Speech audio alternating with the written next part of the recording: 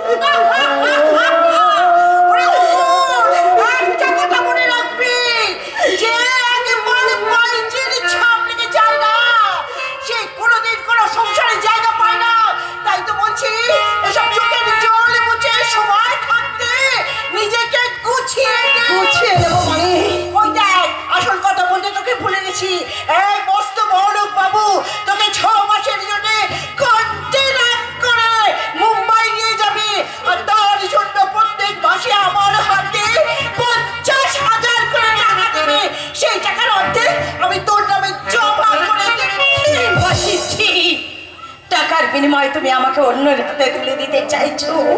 আমি যদি তোমার নিজের মেয়ে হতাম তাহলে পড়তে মাসি আমাকে অন্য জায়গায় তুমি বিক্রি করতে। তোমাকে আমি একটা কথা বলে রাখছি মাসি, আমি এই নোংরা কাজ করবো না, করবো না, করবো না।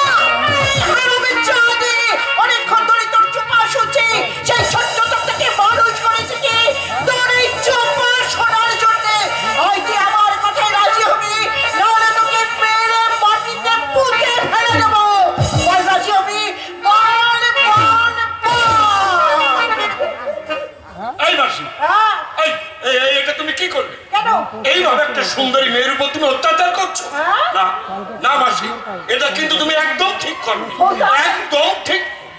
আরে মাসি, মেয়েরা হলো ফুলের মতো, সেই ফুলকে নিয়ে তুমি যদি বেশি চটকা চটকি করো তাহলে ফুলের পাপড়িগুলো যে ঝরে পড়বে মাসি। আর তুমি তো জানো পাপড়ি ঝরা ফুল কখনো কৃষ্ণ পায়ে জায়গা পায় না। আমি কৃষ্ণকান্ত ঘোষাল, আমি চারাপোনা টোপ দিয়ে ধরি রাঘব।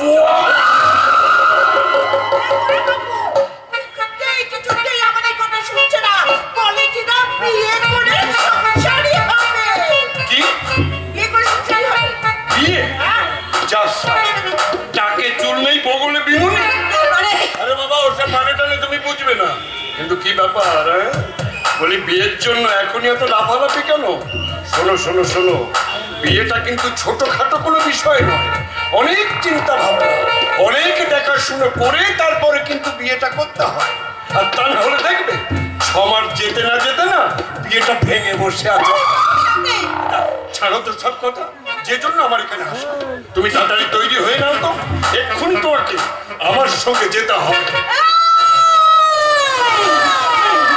আমি আপনার সঙ্গে কোথাও যাব না। শুনেছি আমাকে নিয়ে যাওয়ার জন্য মাসিকে আপনি 50,000 টাকা দিয়েছেন। ওই টাকাগুলো ফেরত দিয়ে এই মুহূর্তে এইখান থেকে চলে যাও।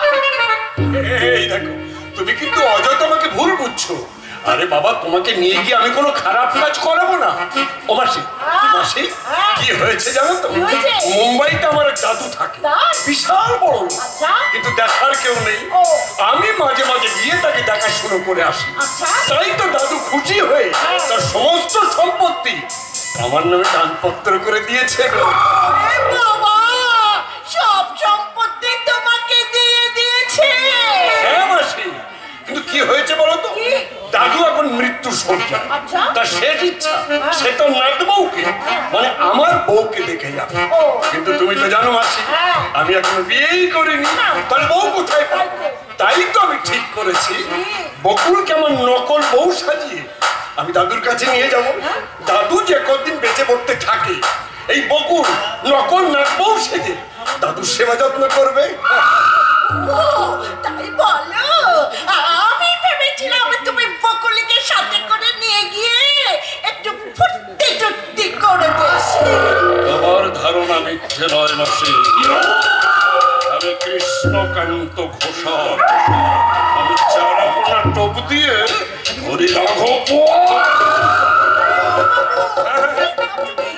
কিচ্ছু না, তাহলে আমি ভাবছি আর নিশ্চয়ই বকুলের কোনো আপত্তি নেই। এই বকুল, তুমি আমাকে নকল বিয়ে করার জন্য তাড়াতাড়ি তৈরি হয়ে নাও তো।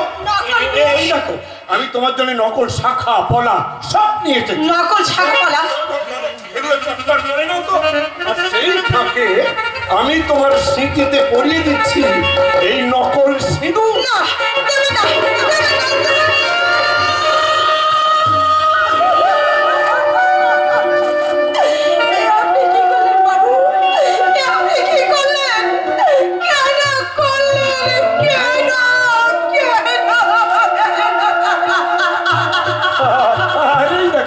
আরে বাবা, এটা আমার কান্না কি আছে? ওটা তো নকল সিঁদুর। আচ্ছা ঠিক আছে ঠিক আছে, আমি যখন তোমার যেখানে ফিরিয়ে দিয়ে যাব তখন আমি নিজের হাতে ওই সিঁদুরটা মুছে দিয়ে যাব। তুমি আমার সঙ্গে চলে এসো। আমার হাতে আছে বলে যা খুশি তাই করবেন, তাই না? এই নিন আপনার শাখা পলা আর আপনার তো সিঁদুর আমি নিজে হাতে মুছে। ওই সিঁদুরতে মুছবি না। বাবুর হাত থেকে যতখানি টাকা নিয়েছি তখন বাবুর নকলে পৌঁছেছে, বাবুর সঙ্গে তোকে যেতেই হবে। বকুলে মহল্লা ছেড়ে কোথাও যাবে না। বকুলে মহল্লার সেরা সুন্দরী, তার জন্য এত মহল্লায় এত লোকজন এসেছে। আর বকুল যদি মহল্লা ছেড়ে চলে যায় তাহলে তো আমাদের রোজগার পাতি সব বন্ধ হয়ে যাবে। বন্ধ হয়ে যাবে। আরে বকুলকে তো মাত্র 6 মাসের জন্য বাবু তাদের নকলে বউ সাজিয়ে দিয়ে যাবে। নকল বউ সাজিয়ে নিয়ে গিয়ে উনি যে বকুলকে অন্য কোথাও বিক্রি করে দেবে না সেটাই কে বলতে পারে? ছি ছি ছি ছি ছি ছি, মা কালীর দিব্যি, এমন কথা তো আমি স্বপ্নেও ভাবিনি।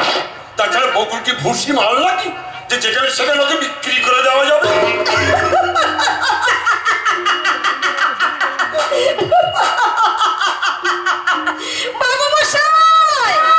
মেয়েরা খুশি মালের চেয়েও লোভনীয়, তাই এবারে বিক্রি কম কিন্তু খদ্দের অনেক বেশি।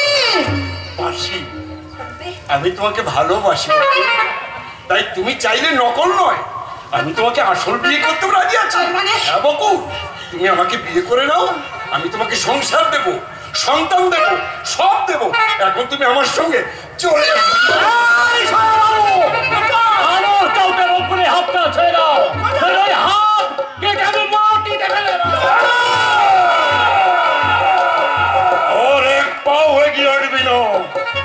সিঁদুর যখন ওকে আমি একবার পরিয়েছি, সেটা আসল হোক আর নকল হোক, ওকে আমি এখান থেকে নিয়ে যাবই। আর তার জন্য যদি প্রয়োজন হয় আমি রক্ত গঙ্গা বইয়ে দেব।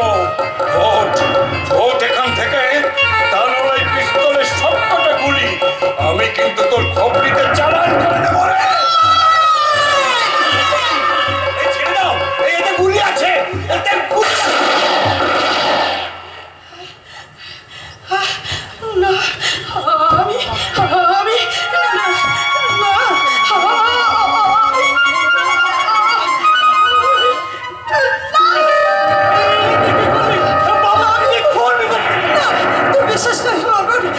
বিশ্বাস কর, আমি এই খুনটা করতে চাইনি, কিন্তু কোথা থেকে কি হয়ে গেছে আমি নিজেও জানি না লটন, আমি নিজেও জানি না। এবার পুলিশ আসবে, যাকে সামনে পাবে তাকে তুলে নিয়ে যাবে।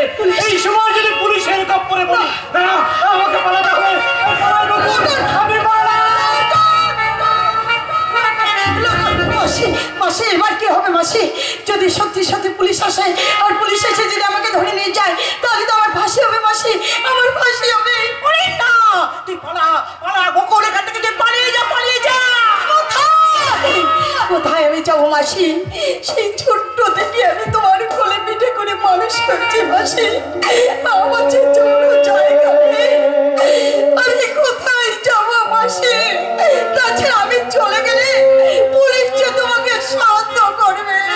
আমার যা হয় হোক, কিন্তু তুই পালিয়ে যাবো করে এখান থেকে পালিয়ে যা। আমি চলে যাচ্ছি মাসি, স্বার্থপরতার মতো তোমাকে বিপদের মাঝে ফেলে রেখে আমি অনেক দূরে চলে যাব। বললে তুমি আমাকে ক্ষমা করো মাসি, তুমি আমাকে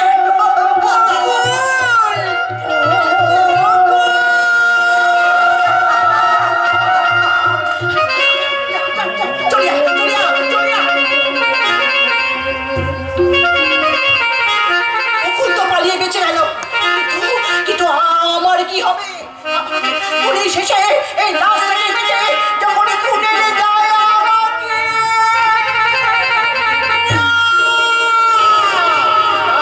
ওই পুলিশ আসার আগে এই লাশটাকে আমি মাটিতে পুঁতে ফেলে দেবো। তাহলে কি আর এই খুনের কথা জানতেও পারবে না।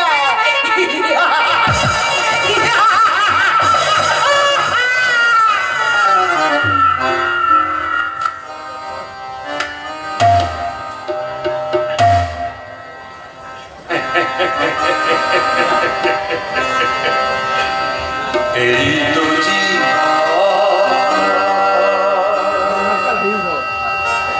মিথ্যে বিবাদ হোক বিতে, চিতাতে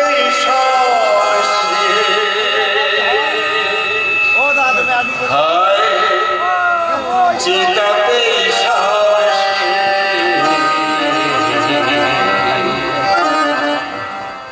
এই তো জীবন।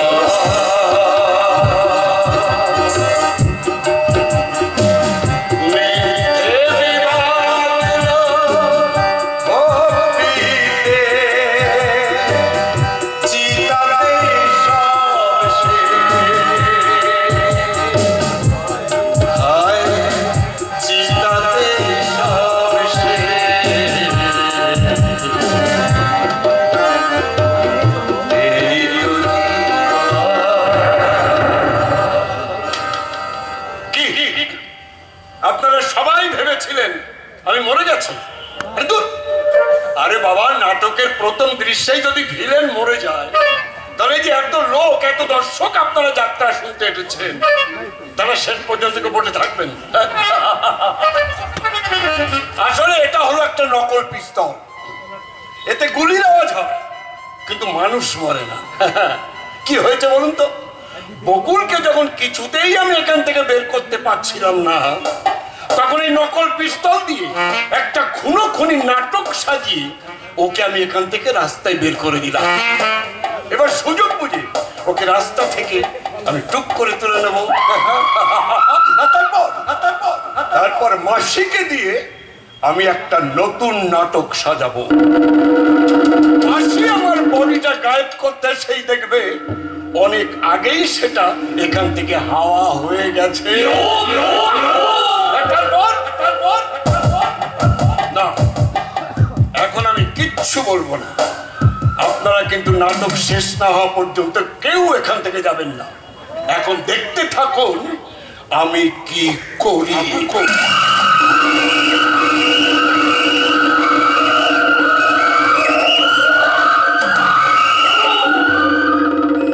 আমি কৃষ্ণকান্ত ঘোষ, আমি চারা পোড়ার টপ দিয়ে ধরে যাবো। সবাইকে এত করে বললাম যে আমার ওদের ছোট বোন মহলের জন্মদিন, বাড়িটাকে খুব সুন্দর করে সাজিয়ে রাখবি, আর সন্ধ্যাবেলায় বাড়িতে পার্টি আছে, অথচ নাচটাগুলো কিছু করে রাখবি। তাড়াবো চাকর বাকরগুলোকে এখন বাড়ি থেকে তাড়াবো। অনেক মানুষগুলোকে তাড়িয়ে দিয়ে ওদের পেটের ভাত মারার কোনো দরকার নেই দাদা। এই বাড়িটা সাজাতে আমি ওদেরকে বারণ করেছি। সে কি রে, আজ তো জন্মদিন, আর সেই জন্যই আজ সন্ধ্যায় একটা পার্টি অ্যারেঞ্জ করেছি। যদিও পার্টিটা হবে ওই ব্লু ডায়মন্ড লজে, কিন্তু বাড়িটাকে তো সাজানো দরকার। না, কোনো দরকার নেই। ওই পার্টির বাহানায় 200 জন গেস্টকে চপ্প করে না খাইয়ে পারলে 50 জন পথ শিশুকে একটি বেলা 2টো ডাল ভাত খাও দাদা। তাতে হয়তো তোমার স্ট্যাটাস বেড়ে যাবে না, কিন্তু মানবিকতা অনেকখানি বেড়ে যাবে। সে আমি ভেবে দেখবো। আচ্ছা বলতো তুই আমার সাধারণ বেঁচে আছিস কেন? আজ তো জন্মদিন, আজ তো একটু সুন্দর করে সাজবি। আমি না হয় বিউটি পার্লারে থাক না দাদা, সারাটা জীবন যাকে সাধারণ বেশি থাকতে হবে, হঠাৎ করে একদিনের জন্য সংসেজে কি লাভ? বুঝেছি রে বোন, বুঝেছি। আমার উপরে তোর ভীষণ অভিমান হয়েছে, কারণ ওই বিবেকটাবে ওই হলো ভিখারিটার ভালোবাসার সম্পর্ক আমি নাকচ করে দিয়েছি বলে তুই আমার উপরে ভীষণ রাগ করেছিস, তাই না দাদা? আচ্ছা তুই বল আমার মতন কোটিপতি বিজনেসম্যান এই বিনোদন সরকারের একমাত্র ভগ্নিপতি হবে কিনা ওই অনাথ ভিখারিটা যার বাবা মা নেই, চট করে নিজের শ্বশুর নিয়ে যাও। দাদা, কেন বারবার ওই পুরনো স্মৃতিগুলোকে তুমি আমার সামনে টেনে আনতে চাইছো? আমি তো সবকিছু ভুলে গিয়ে সামনের দিকে এগিয়ে যেতে চাই। আমিও তো তাই চাই রে বোন, আমিও তো তাই চাই। তোর জীবনটাকে নতুন করে গড়ে দেওয়ার জন্য অলরেডি আমি তোর একটা জীবন সাথী সিলেক্ট করে ফেলেছি। তার মানে আমার কোম্পানির নতুন ম্যানেজার বিপ্লব, খুব ভালো ছেলে। আরে তোর ছবি দেখি না তোকে ভালোবেসে ফেলেছি। তাই নাকি? আরে বলছি কি, এই তো দুদিন আগে সে আমাকে আমার সামনে এসে দাঁড়িয়ে বলে ফেললো, আমি আপনার বোনকে বিয়ে করতে চাই। হ্যাঁ, ছেলেটার স্পর্ধা দেখে আমি প্রথম অবাক হয়ে গেছিলাম, কিন্তু শহর থেকে আমি একবারে মুগ্ধ। আর তাছাড়া ছেলেটা ফ্যামিলি স্ট্যাটাস শুনে আমি আর কোনো আপত্তি করতে পারিনি। হ্যাঁ, ফ্যামিলি স্ট্যাটাস, কারণ বিপ্লব একমাত্র বাবার একমাত্র ছেলে, বিপ্লব বড় লোকের ছেলে। ওর বাবাও আমার মতন কোটিপতি বিজনেসম্যান, আর লোভ সামলাতে পারলাম না, তাই ওর সন্ধ্যার পার্টিতে তোর সঙ্গে পরিচয় করে দেওয়ার জন্য আমি ওকে ইনভাইট করেছি। ও হয়তো এখনই আছে, বলবে ওকে। আরে বিপ্লব, এসো। এই চল, আমরা তোমার কথাই আলোচনা করছিলাম। বাই মহৎ, এ হলো বিপ্লব, আমার কোম্পানির নতুন ম্যানেজার, মানে আমার ভগ্নিপতি। হ্যাঁ, আর বিপ্লব, এ হলো আমার only one sweet sister. You are right.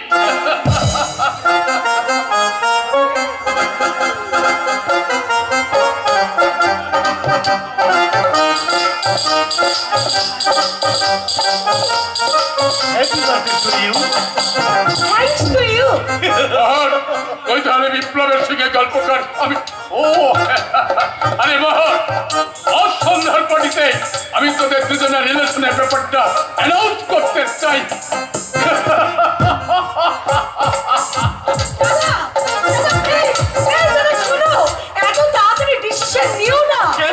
কেন মোহন, এদিকে তোমার আপত্তি আছে?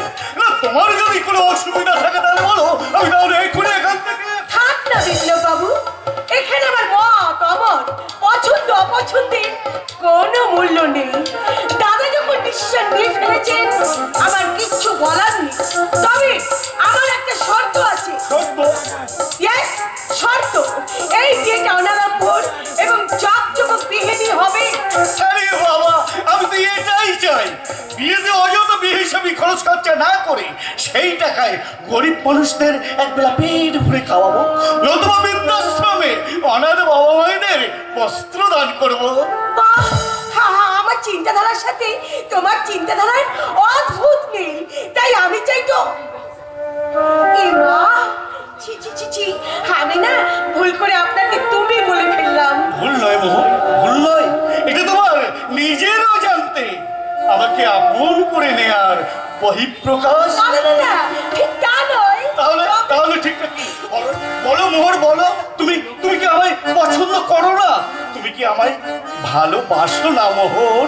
কথা কিছু কিছু বুঝে নিতে হয়, মুখে বলা যায় না, মুখে বলা যায় না।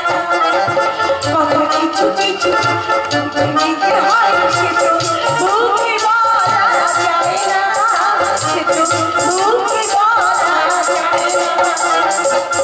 চোখে বলায় মুখে বলা, চোখে মনে হয় না, চোখে বলায় মনে বলা, চোখে মনে হয় না। কিছু কিছু বুঝে নিতে হয়, মুখে বলা যায় না, মুখে বলা যায় না। আরে বিধান কাকা, তোমাকে না কতবার বারণ করেছি, তুমি আমাকে মেম সাহেব বলবে না, আমাকে মোহর বলবে, বুঝেছো? ঠিক আছে মোহর মা। তুমি অফিস থেকে না গিয়ে সোজা বাড়ি চলে এসেছি। এই রিলেশন দিতে এসেছি মা, সাহেব অফিসে নেই দেখে সোজা বাড়ির ভিতরে ঢুকে পড়েছি এই রিজাইন লিটারটা দেবো বলে। মা, সে কি কথা গো, যেখানে একটা চাকরির জন্য মানুষ মাথা ঘুরে মরছে, আর তুমি কিনে এসেছো রিজাইন লেটার দিতে? নিজের ইচ্ছায় কাজটা চাই না গো মোহর মা। আসলে আমার একমাত্র ছেলে ও এখন একটা মস্ত বড় কোম্পানিতে ম্যানেজারের চাকরি পেয়েছে, তাই এই পুরো বয়সে আমার আর চাকরি করতে দিতে চায় না। বাহ, তোমার ছেলে তো খুব ভালো মানুষ। এমনি সন্তান যদি বাংলার প্রতিটি মায়ের গর্ভে জন্মগ্রহণ করতো তাহলে কোনো বাবা মাকে বৃদ্ধ বয়সে ওই বৃদ্ধাশ্রমে গিয়ে আশ্রয় নিতে হতো না। ঠিকই বলেছো মোহর মা। আসলে আমার ছেলেটা তো খুবই ভালো, ও তো নিজের চোখেই দেখেছে ওকে ইঞ্জিনিয়ারিং পড়াতে গিয়ে আমার কি না কষ্ট করতে হয়েছে। চাপরাশির চাকরি করতে গিয়ে ঠিক মতো ঘুমতো না বলে আমি রাতের পর রাত ডিউটি করে গেছি। যাক সে কথা মা, চাকরিটা ছেড়ে দিয়ে আমি খুব সুখী থাকবো মা, আমি খুব সুখী থাকবো। চাকরি ছাড়ো ক্ষতি নেই, আমি তো তোমাকে ছাড়বো না। খুব শিগগিরই আমার বিয়ে, এবং এই বিয়েতে তোমাকে আসতেই হবে। নিশ্চয়ই আনবো মোহর মা। তো কবে কার সাথে তোমার বিয়ে হচ্ছে? আরে ওই তো আমার হবুবর, আমাদের এই এসেছো আমাদের কোম্পানির নতুন ম্যানেজার। নমস্কার মা। কি খোকা, তুই এখানে? বিধান কাকা, তুমি ওকে চেনো? আরে না না, ও আমাকে কেমন করে চিনবে? আমরা কেউ কোনোদিন কাউকে চোখেই দেখিনি। তুই কি বলছিস খোকা? তুই আমাকে চিনতে পারছিস না? আমার দিকে একবার ভালো করে তাকিয়ে দেখ। আমি তো কি পাগলামো হচ্ছে, কি পাগলামো হচ্ছে? বলেছি তো আমি তোমাকে চিনি না। একটিবার মনে করে দেখার চেষ্টা করো না, হয়তো কোথাও কোনোদিনও তোমাদের আলাপ হয়েছিল, ঠিক এই মুহূর্তে তোমার মনেই পড়ছে না। ঠিক বলেছ।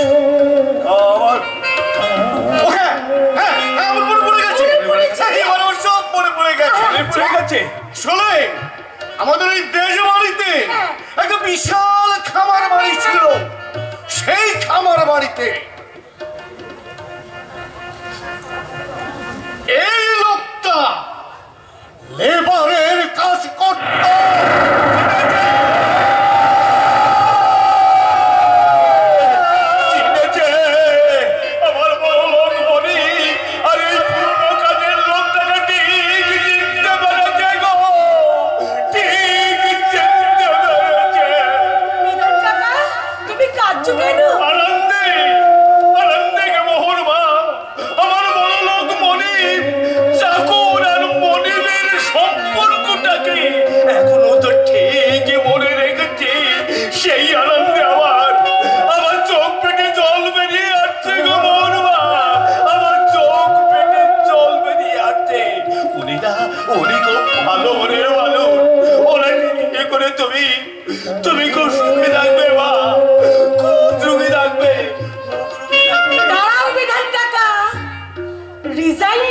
দিয়ে গেলে না?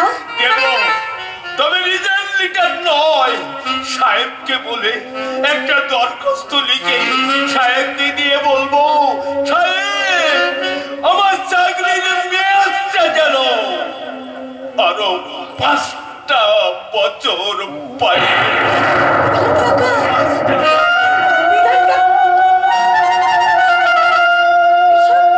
এসব কি কথা বলে গেল বিধান কাকা? চাকরিতে রিজাইন দিতে আসা লোকটা হঠাৎ করে চাকরির মেয়াদ 5 বছর বাড়াতে বলছে কেন? বিপ্লবীরা ওনাকে দেখে এরকম রিয়াক্ট করলো কেন? নিশ্চয়ই এর মধ্যে কোনো গোপন রহস্য লুকিয়ে আছে। যেখানেই আছে রহস্যের জল, সেখানেই এটা হাজির হয় এই কৃষ্ণকান্ত ঘোষাল।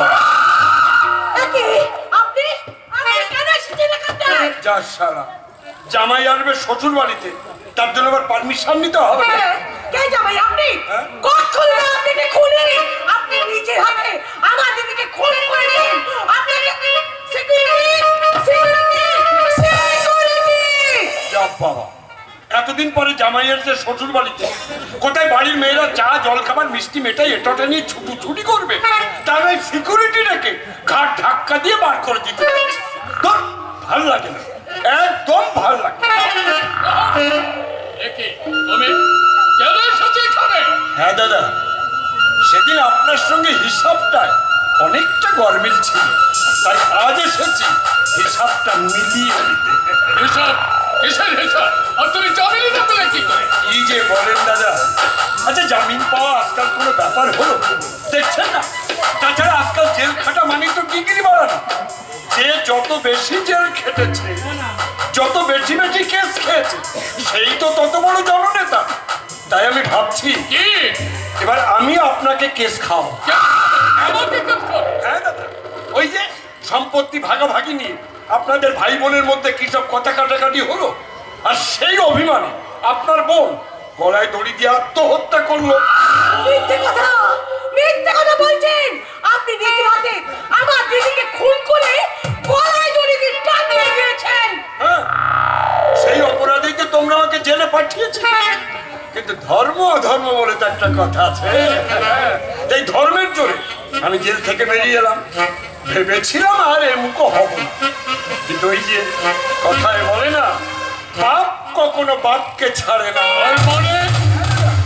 ওই বাড়ির পুরনো বইপত্র ঘাটতে ঘাটতে হঠাৎ বইয়ের ফাঁকে আপনার বোনের হাতের লেখা এই চিঠিটা পেয়ে গেল। না না না, চিঠি নয়, যাকে বলে একেবারে সুইসাইড নোট। এতে পরিষ্কার লেখা আছে আপনার বোনের মৃত্যুর জন্য দায়ী হলেন আপনি। এতে পরিষ্কার লেখা আছে। মন্দিরার হাতের লেখা, মন্দিরা এই চিঠিতে লিখে গেছে ওর মৃত্যুর জন্য আমি দায়ী। ও মাই গড, এক চিঠিখানায় জমা পড়লে এ তো আমার জেল হয়ে যাবে।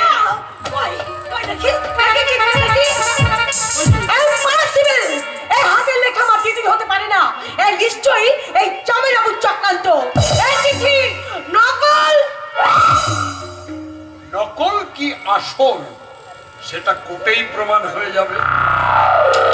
এখন আমি চলি।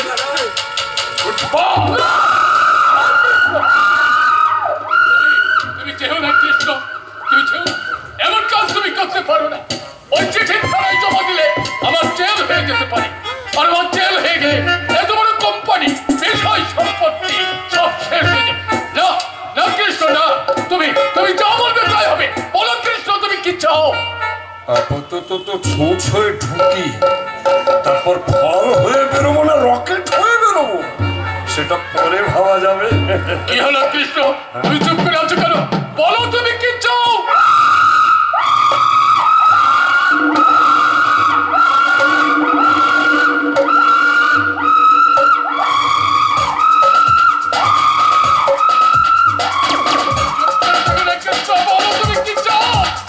আপনার আশীর্বাদ দাদা।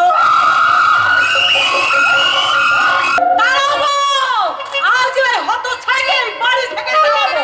ও জোশ করে একবার ওর মতো হাড় বাচ্চা ভাড়া দিয়ে এই ফর্সা মেলাতে দুধ দূর করতাম। মরদ নেই মতো বাড়িতে পাঠা। কি করছেন মাসিমা?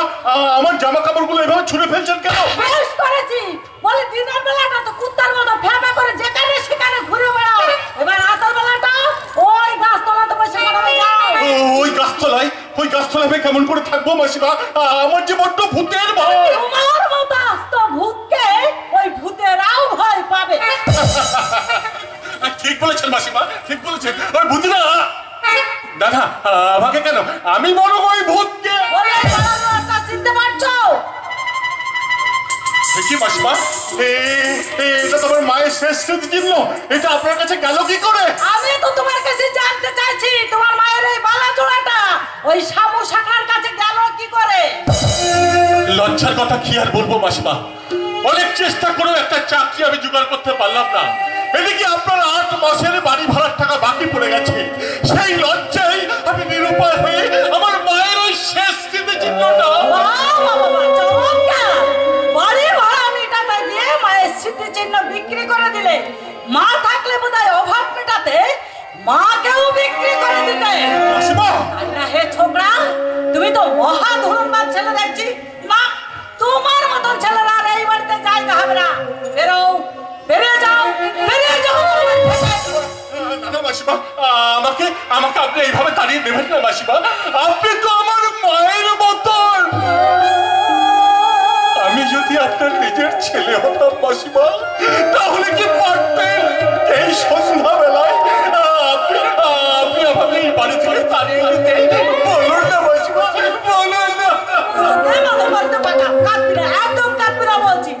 কাউকে কাঁদতে দেখলে না আমার কিন্তু চোখ দিয়ে জল এসে যায়। মাসিমা, ওরে তুই আমাকে মা ভাববার অনেক আগে আমি যে তোকে আমার ছেলে ভেবে বসে আছি। আর কোনো মাই কি তার ছেলেকে বাড়ি থেকে তাড়িয়ে দিতে পারে? মাসিমা, চিরদিন একটা কথা মনে রাখবি, মা হারালে কখনো মা পাওয়া যায় না। আর লাখ টাকা দিল মায়ের এই স্পর্শ মাখা স্মৃতিচিহ্ন কখনো ফিরে পাওয়া যায় না। কিন্তু মাসিমা, ওই বালা দুটো আমি কেমন করে ফেরত পাবো মাসিমা?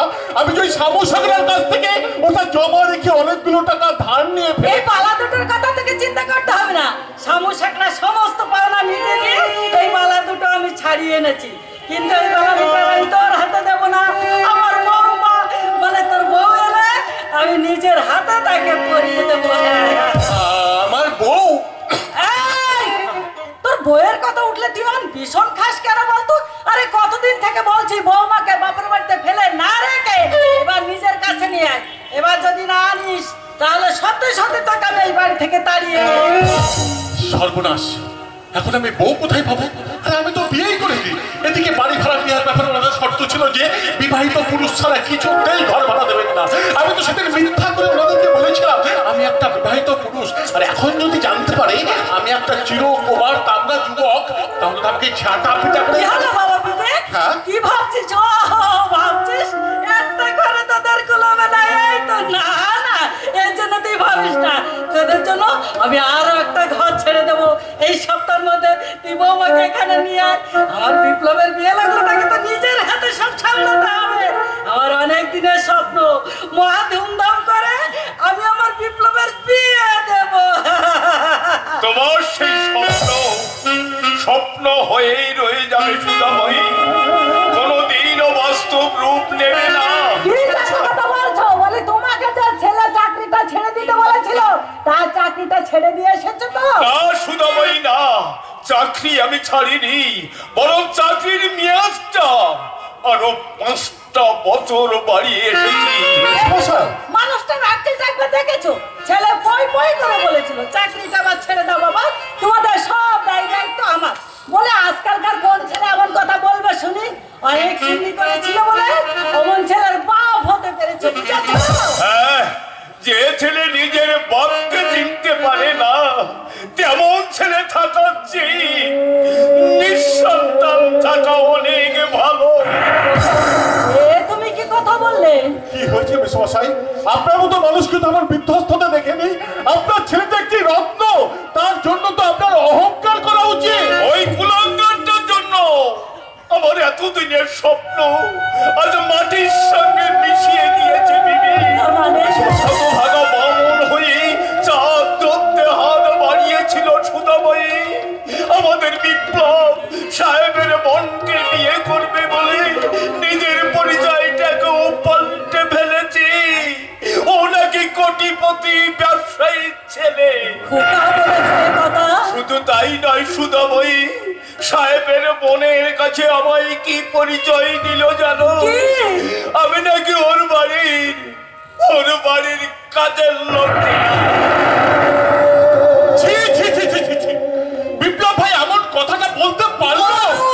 বেঈমান হতে পারে যে বাপ তোকে জন্ম দিল, দিন রাত কাঁদার মতো পরিশ্রম করে তোকে মানুষ করে তুলল, সেই বাপকে তুই তোর কাজের লোক বলে পরিচয় দিলি। এমন কথা বলার আগে তোর মরণ হলো না। না মা না, এমন কথা বলতে নাই মাসিমা, কারণ আপনার সেই বর্ণেই মহাপুরুষদের অমৃত বাণী, কুপুত্র যদ্যপি হয় কুমাতা কদাপি নয়। বিবেক ঠিক কথাই বলেছে। ও ভালো থাক, সুখে থাক, ও সুখের ভাগ আমরা নাই বা পেলাম সুধাময়ী। আমরা চির দুঃখী হয়ে থাকতে চাই, চির ঈশ্বর বড়ই করুণাময়, আমাদের সন্তান পর হয়ে যাবে বলেই মনে হয় আগে থাকতে আমাদের কাছে এনে দিয়েছে আমাদের আর এক সন্তানকে।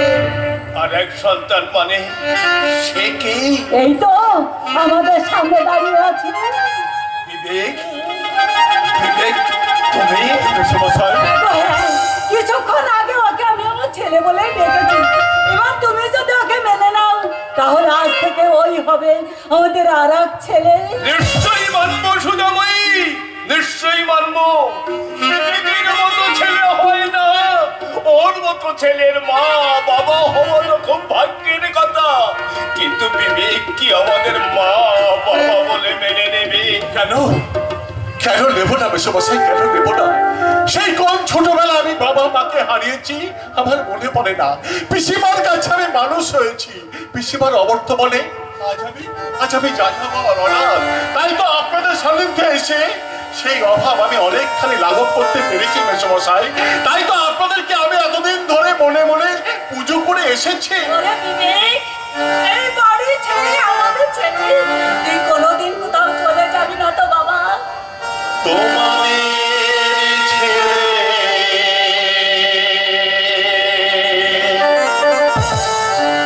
কোথায় যাব তুমি বলো মা। এমন স্নেহ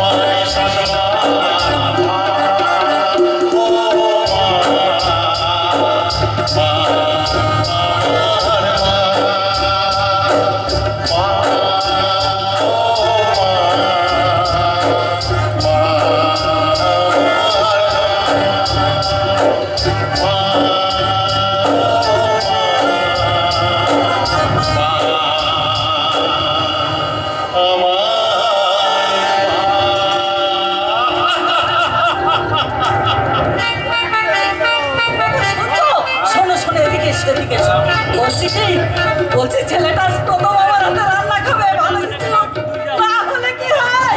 শিগগিরই তুমি বাজারে যাও, বাজার থেকে ভালো কিছু একটু বাজার করে আনো। ঠিক বলো তো সুদাময়ী। আমি বাজারে যাই, বাজারে গিয়ে কিছু ভালো জিনিস কিনে নিয়ে আসি।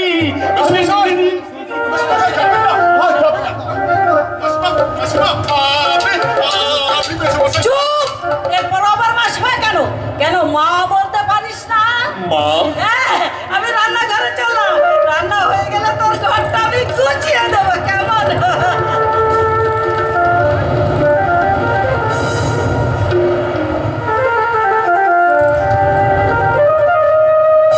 কি অদ্ভুত, কি অদ্ভুত মানুষ দুটো।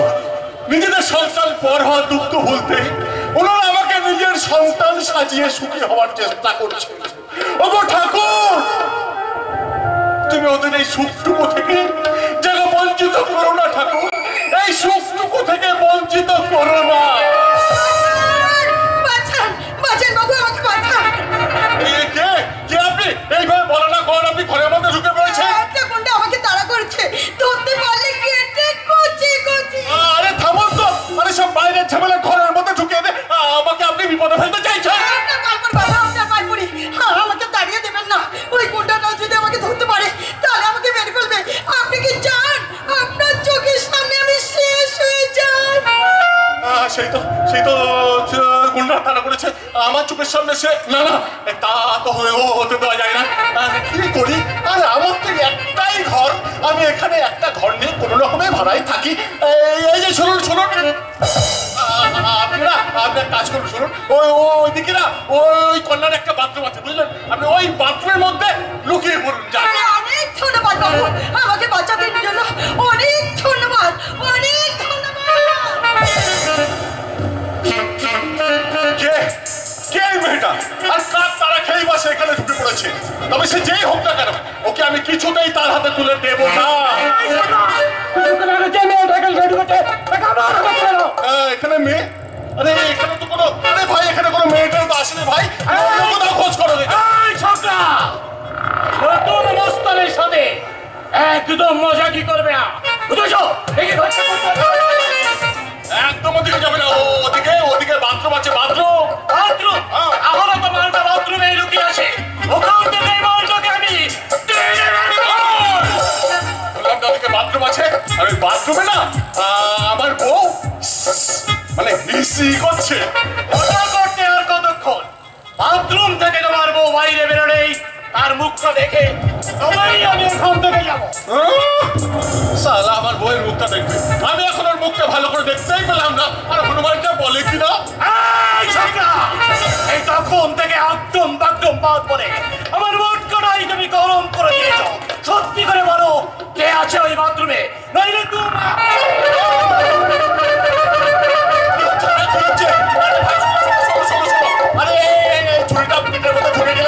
আমার নারী পুরুষ সব বেরিয়ে যাবে, বুঝলে? আর তুমি কি ভেবেছো তুমি মস্তান বলে তোমার কবজির চাকরটা খুব বেশি, তাই না? আরে শোনো, আমি মস্তান না হলে কি হয়, তোমার চেয়ে কিন্তু আমার কবজির চাকর কোনো অংশে কম নয়। এই বিবেক, কার সঙ্গে জোরে জোরে কথা বলছিস রে? দাঁড়া, আমি আসছি। হয় বাড়ি বাড়াও, মাসে মাঝে দেখে এসে দেখে ফেলে না, তাহলে মালঙ্গ করার যত মহিলারা আছে তাদের একজোট করে তোমাকে এমন বড় ধোলাই দেবে না, তুমি এখান থেকে কেটে পালাবার পথ খুঁজে পাবে। তাই বলছি এখান থেকে পালাও। যাচ্ছি, কিন্তু আবার আসবো। আর সেদিন তোমার বইয়ের মুখটা আমি ভালো করে দেখেই যাব। কথাটা মনে রেখো।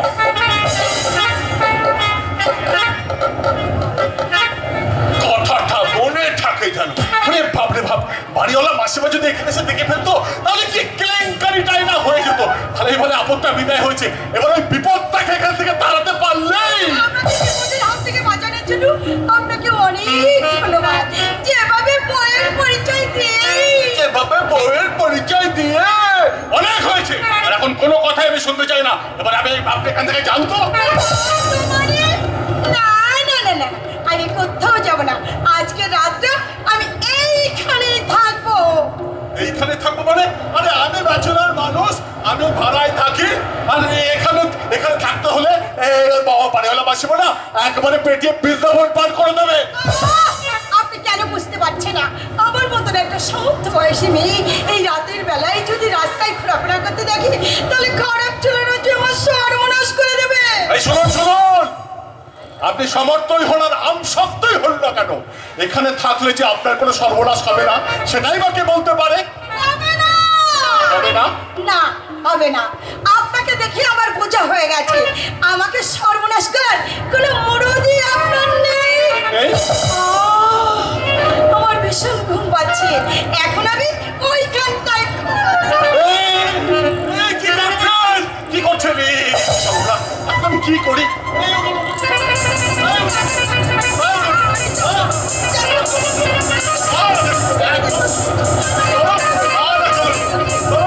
চলো না, শুনি কি রে, এই ঘর সন্ধ্যাবেলায় তোর ঘরে ওটা কে? মাসিমা বলছি, এবার আমি সব বুঝেছি, ও তোর বউ মানে আমার বউ মাথায় না। মাসিমা আপনি আমার কথাটা বোঝাচ্ছেন। আমি তোর কোনো কথাই শুনবো না, এবার থেকে আমি আমার বউমার কথাই শুনবো, তাই না? আমার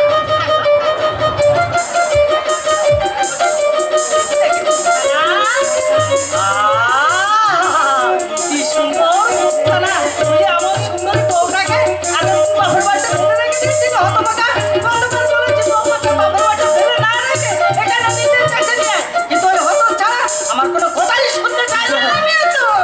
আমিও তো কতবার বলেছি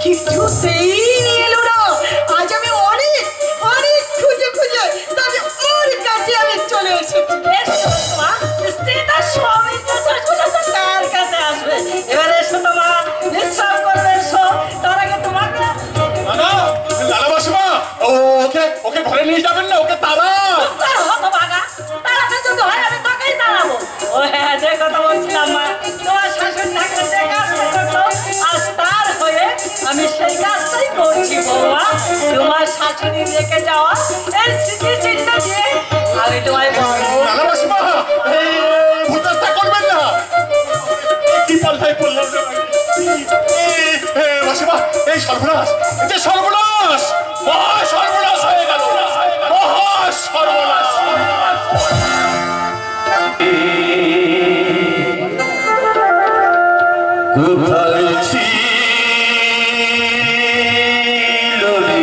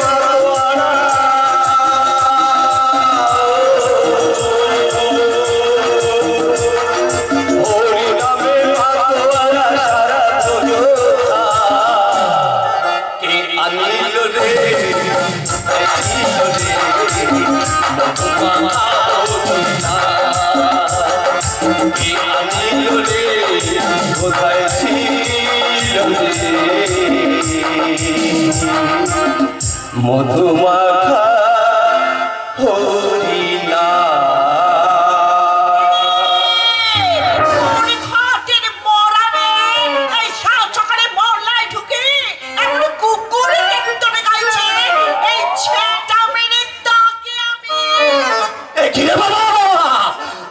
ঝঞ্ঝন দুটো অগ্নি বরিশন এজন্য নির্ঘাত মা মহামায়ার ঝটেশ্বরী ও সর্বমঙ্গল মঙ্গল শিব সর্বত্র সাধকে শরণ্যে ত্রম্বকে গৌরী নারায়ণ নমস্তুতে সৃষ্টি স্থিতি বিনাশায় শক্তিভূতে সনাতনী গুণাশ্রয়ে গুণাময়ে নারায়ণ নমস্তুতে জ্যা দেবী সর্বভূতেষু সাহায্যরূপেণ সংস্থিতা নমস্তস্যৈ নমস্তস্যৈ নমস্তস্যৈ নমঃ নমঃ। তুমি কি করছো? সাধু সন্ত মানুষ হয়ে তুমি কি না মায়ের পুজো করছো? তাতে কি হচ্ছে মা? তুমি তো মা, আর মা হলো মহামায়ার আরেক রূপ। কে গো বাচ্চা? হরির মন বৃন্দাবন, আমি দিনে রাম রাতে রাবণ। আমি দিনে রাম সেজে সীতাকে নিয়ে বনবাসে যাই, আর রাতে রাবণ হয়ে সেই সীতাকে হরণ করে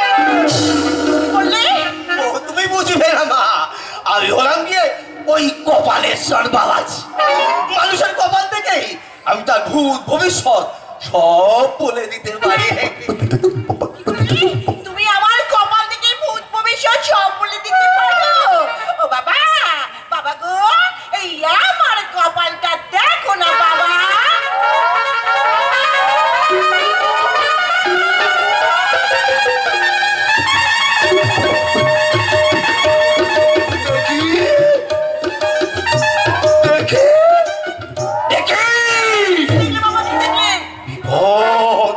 তুমি যেমন তেমন বিপদ নয়, একেবারে মহাবিপদ।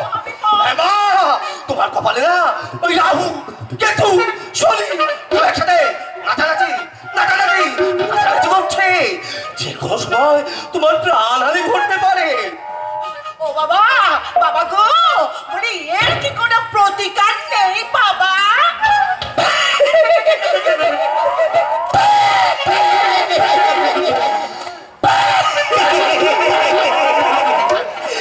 এই কপালেশ্বর বাবাজি যেখানে, সব সমস্যার সমাধান সেখানে। তবে তোমাকে কিছু খরচ করতে হবে মা। কত টাকা খরচ করতে হবে বাবা? ধরো ওই 20-25 হাজার টাকা। এত টাকা?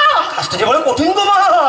আমি তোমাকে একটা মহাশক্তি কবচ দেবো, যার প্রভাবে তোমার এই কপালে বসে থাকা রাহু শনি সব একসাথে মারামারি করতে করতে তোমার কপাল ছিল না একেবারে পালিয়ে যাবে। আর তুমি তখন ওই রাহু কেতু শনি থেকে মুক্তি হয়ে সব বিপদ থেকে উদ্ধার পেয়ে যাবে। তার মানে? ও তুমি বুঝবে না মা। যাও টাকাটা দিয়ে আসো তো, যাও। কিসের টাকা চাইছে ভাই? কে দেবে? তোমায় আগে কোথাও দেখেছি মনে হচ্ছে। দেখবেই তো বাছা, কত জায়গায় কত লোকে কত সমস্যার যে সমাধান করেছি। তারপর ঠিক আছে, তুমি চুম্বানন্দ বাবাজি না? ঠিক, একেবারে ঠিক ধরেছো বাবা। আগে আমি ছিলাম ওই চুম্বানন্দ বাবাজি। ওই চুমুকেই সকলের সব সমস্যার সমাধান করে দিতাম। কিন্তু ওই করোনা লোকটা আসার পর থেকে না আমি ওই চুমুক হওয়া বন্ধ করে দিয়েছি। এখন আমি কপালেশ্বর বাবাজি হয়ে আমার সব সমস্যার সমাধান করি। আমার শালার বইয়ের 5 মেয়ে পরের বার ছেলে হবে বলে চুমু টুমু খেয়ে কি সব কারবার করলে কে জানে। শালা ছেলে হবে কোথায়? পরের বার তো একই সাথে দুটো মেয়ে। সারা চুনি মাছ বেরো এখান থেকে।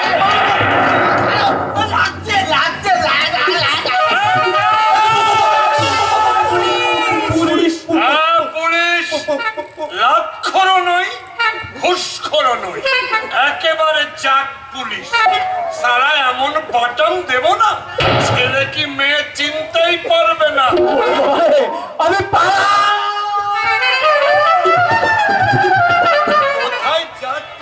কোথায় যাচ্ছে? এই তোমার মুখে মাস্ক নেই কেন? মাস্ক কেন শোনোনি? সরকার কতবার ঘোষণা করেছে নিজে বাঁচতে এবং অপরকে বাঁচাতে। যতবার বাড়ির বাইরে বেরোবে ততবারই মুখে মাস্ক পরবে। বলনি কেন?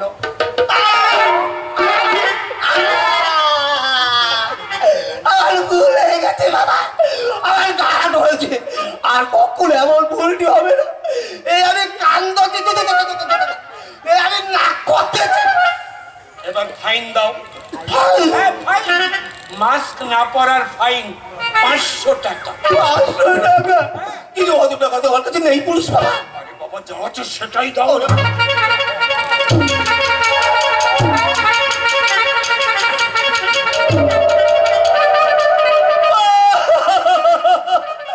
আর পুরো দিনের রোজগার সব চলে গেল গো।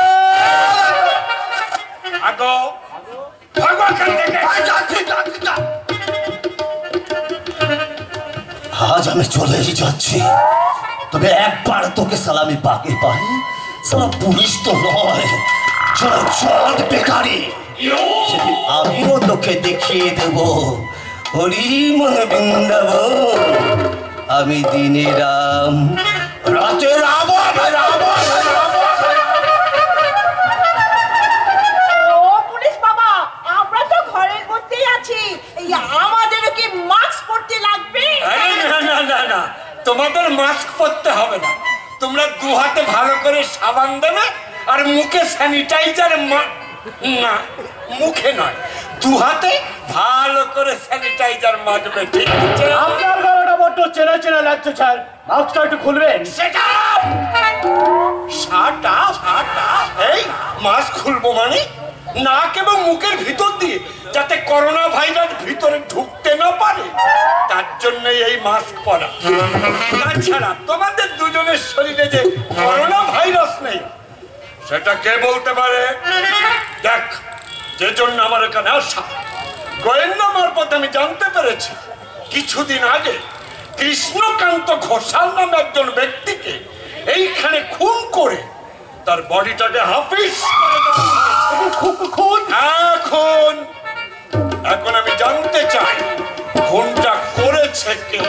আমি কি করে বলবো স্যার, আমি তো মাঝে মতো এখানে আসি, তাই সব খুন খুনের ব্যাপারে আমি কিচ্ছু জানি না।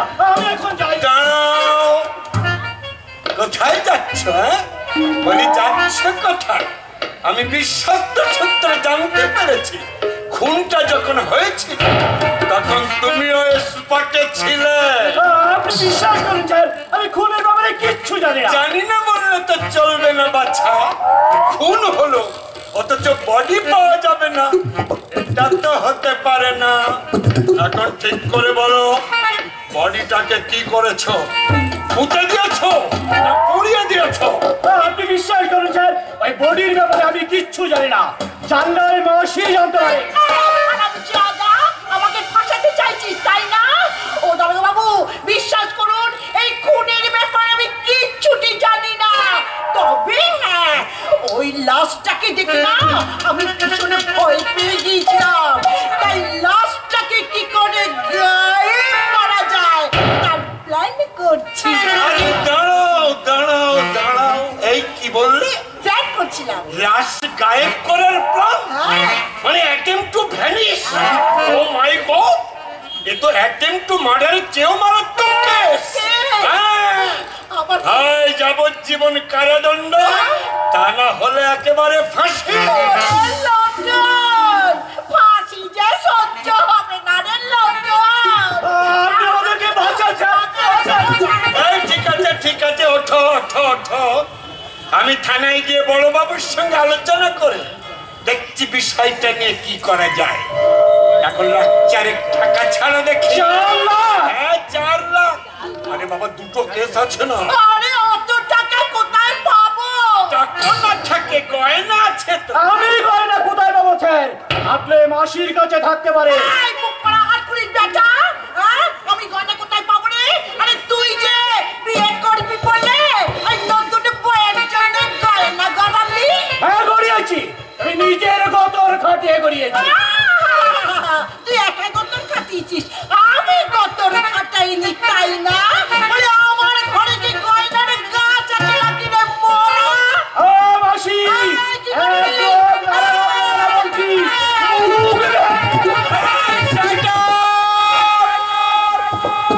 শোনো, টাকা গয়না কিচ্ছু দিতে হবে না, চলো চলো দুজনেই থানায় চলো।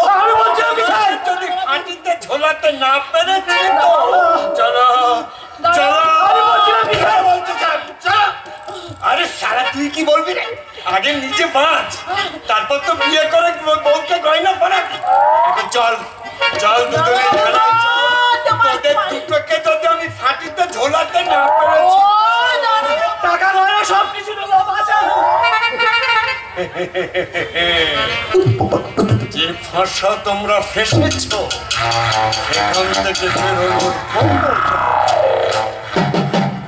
কৃষ্ণকান্ত ঘোষাল, আমি চারাপোনা